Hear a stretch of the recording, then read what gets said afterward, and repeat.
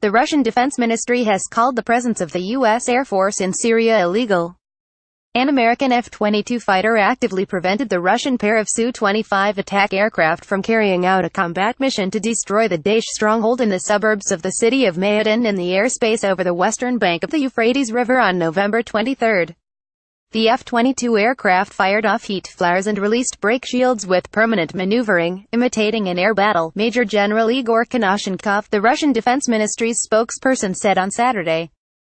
The Defense Ministry has commented on the U.S. claims regarding Syria's airspace, explaining that the majority of near misses between U.S. and Russian planes in Syria and in the area of the Euphrates were connected with the Washington's attempts to hinder Daesh's defeat. The statements of the U.S. Army representatives that a part of the Syrian airspace belongs to the U.S. is puzzling, Konashenkov stated, reminding the Pentagon that Syria is a sovereign state and a member of the United Nations, therefore, the United States does not own any part of sky. At the same time, he noted that after the appearance of a Russian multifunctional super-maneuverable Su-35S fighter, the American fighter stopped dangerous maneuvers and hurried to move into Iraqi airspace. Read more. Trump believes Obama's hesitation on Syria led to Russian-Iranian engagement. The ministry's representative has also noted that the U.S. has failed to give any answer to the Russian command at the Khmeimim airbase in Syria concerning this and many other incidents in the Syrian sky, the general added.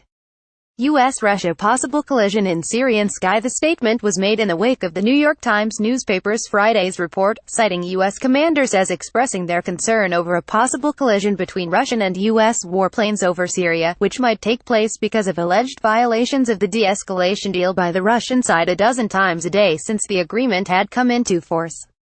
It's become increasingly tough for our pilots to discern whether Russian pilots are deliberately testing or baiting us into reacting, or if these are just honest mistakes.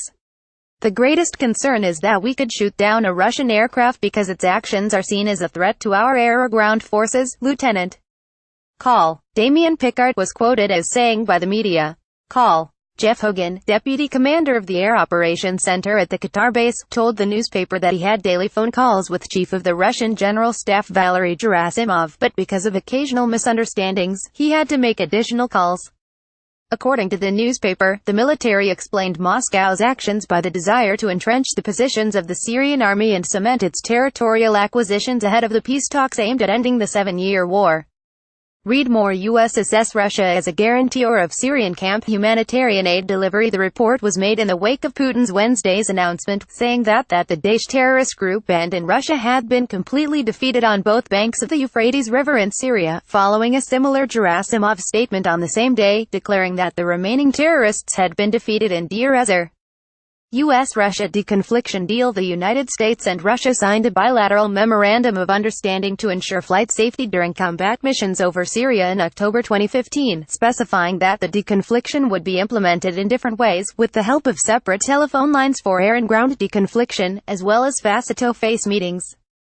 Read more. Syria deal could be announced after Trumpeton meeting Friday in November 2017. The Russian Defense Ministry said that the planes of the US-led coalition were trying to impede the Russian aerospace forces' operations in Syria's Abu Kamal. However, the disagreements were later resolved and the sides agreed to fly on opposite sides of a 45-mile stretch of the Euphrates River to avoid collisions. The US-led coalition of more than 70 members has been conducting airstrikes, ground-based and rocket-propelled artillery fire against Daesh in Syria and Iraq since 2014. These actions, however, were not authorized in Syria either by the government of President Bashar Assad or the UN Security Council. Read more. Exclusive US-led coalition spokesman on coordination with Russia in Syria. Meanwhile, the Russian aerospace forces have been present in Syria since September 2015, following an official request from Assad. Since March 2016, following Vladimir Putin's order to pull out the bulk of the forces from the country, Russia maintains a military presence in Syria to train and assist local troops.